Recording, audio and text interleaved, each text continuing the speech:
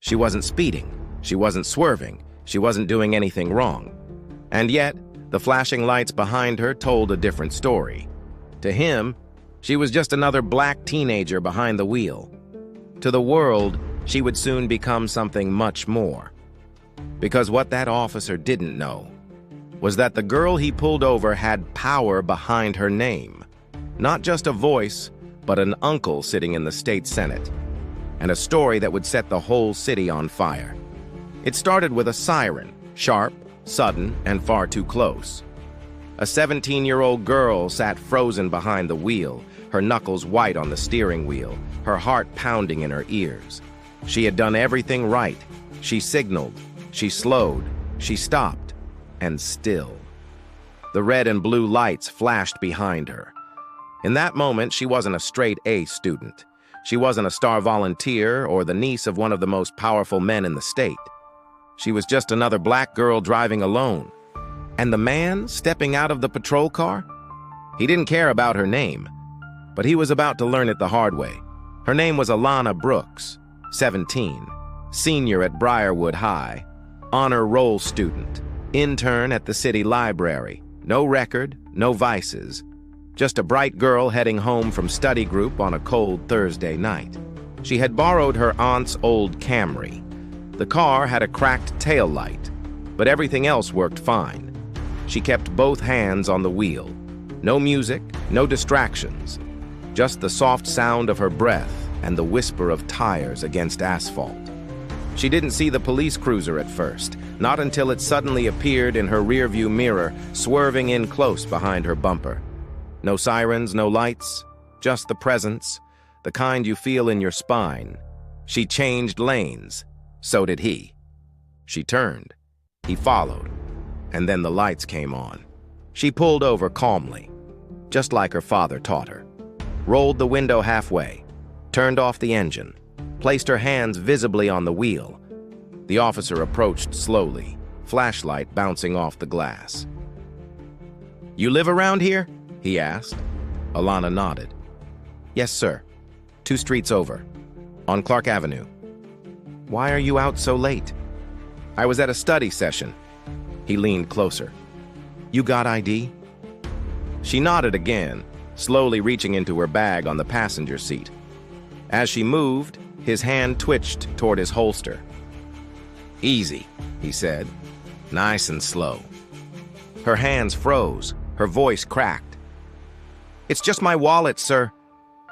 The flashlight stayed on her face, harsh, unforgiving. He took her ID, stepped back to his car. 5 long minutes passed. 10, then he returned. "You got any drugs in this vehicle?" "No, sir." "Step out of the car." She hesitated. "Is there a reason?" I said, "Step out." She obeyed, trembling now. The cold air bit through her hoodie. Her shoes crunched on the gravel shoulder. "Hands on the hood." She did as told. He began the search. Pat down, quick, impersonal. Her stomach knotted as he opened the car door and began rummaging through her backpack. Tossed books, flipped her wallet, dumped out a pencil case. "What's this?" he asked, holding up a Tylenol bottle. "Headaches," she whispered. "You sure it's not something else?" He opened it, sniffed, looked disappointed when it smelled exactly like it should. When he was done, he stood back. "You can go," he said flatly, "for now." Alana didn't move right away. Her legs felt like stone. Her eyes burned. She got back in the car, still shaking, and drove home with the headlights off until she reached her driveway. Inside, her aunt found her sitting at the kitchen table with her hand still on the steering wheel. That night, she didn't sleep. But someone else didn't either. Her uncle, Senator Maurice Langston. He was used to politics, used to injustice. But this time, it was personal. The next morning, he made one phone call to the city attorney and another to the police chief. There was footage, dash cam, body cam, every word, every pause. Alana had followed every law. She hadn't even rolled through a stop sign. And the officer, Officer Grant Simmons, had no reasonable cause. Senator Langston made sure the footage reached the mayor's office, the local station, and the city's Civilian Review Board. By Saturday morning, it was on every screen in town. A calm, respectful black teenager, and a white officer trying to intimidate her for sport. The reaction was swift. Students at Briarwood High staged a walkout. Parents flooded the school board with letters. Local news ran back-to-back interviews with former victims of Officer Simmons, who had once forced a 14-year-old boy to sit on the curb for 2 hours in the rain because he looked suspicious. Alana hadn't wanted any of it. She didn't want to be the face of a movement. She didn't want cameras in her face or microphones outside her door. But then, something changed. A week after the incident, she received a handwritten letter from a girl in a nearby town. "I saw your story," it said. "The same thing happened to me last year, but I didn't tell anyone. I thought it was just me. Thank you." That's when Alana decided to speak. At a youth forum hosted by the city, she stood before a room of 200 people, students, parents, and city leaders. She spoke slowly, quietly, but every word landed like thunder. "I did everything right," she said. "I was respectful, I was calm, but it didn't matter. Because he didn't see a girl, he saw a threat. He saw a problem that needed to be put in its place. And that is why I'm standing here today, not for myself, but because someone else is next, and they may not walk away." The crowd stood, applauded, some cried. That same day, Officer Simmons was placed on leave. But the movement didn't stop there. Senator Langston proposed a new bill, the CLEAR Act, Community Law Enforcement Accountability and Reform.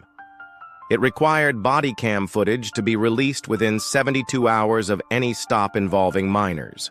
It mandated racial sensitivity training for all new recruits. It established an independent civilian oversight committee with real subpoena power. Within 2 months, the bill passed. Within 4, it was being modeled in 2 neighboring states. And Alana? She kept going. She graduated top of her class, got into Howard University, interned for a national policy organization focused on racial justice, all because of a routine traffic stop. A moment that could have broken her. Instead, it built her. She never saw Officer Simmons again. He resigned 6 months later, citing medical stress. The department never issued a public apology. But in her heart, Alana didn't need one. Because the apology wasn't hers to wait for. It was theirs to live with, and hers to rise above. The city would move forward, as cities do. Policies would change. Officers would come and go. Headlines would shift to new stories. But in the quiet of her room, away from the noise and applause, Alana would sometimes lie awake replaying the moment that changed everything. The sound of gravel under her feet, the glare of the flashlight, the cold metal of the hood against her palms, and her heartbeat, loud and unrelenting. She never forgot that fear, but she also never forgot what came after. The letters, the people, the strength she didn't know she had. One evening, long after graduation, she walked that same stretch of road where she had been pulled over. The air was soft. The streetlights hummed. Her younger cousin walked beside her, asking about college and books and what it meant to speak up. And for the first time, Alana realized something simple and profound. Her story hadn't ended with the officer. It had started with him, but it belonged to her now. Not just the fear, but the voice, the strength to tell others, "You're not alone." And maybe, just maybe, that was enough. Enough to change someone's night. Enough to change someone's life. Enough to remind a little girl watching from the sidelines that even in the face of fear, her story still matters. Always. And as the city lights flickered behind her, Alana smiled. Not because it was over, but because she now understood something no one could take away. Her voice was never small. The world just hadn't been listening. until now. What do you think of Alana Brooks' story? Share your thoughts in the comment and let us know. Subscribe for more stories of justice and courage.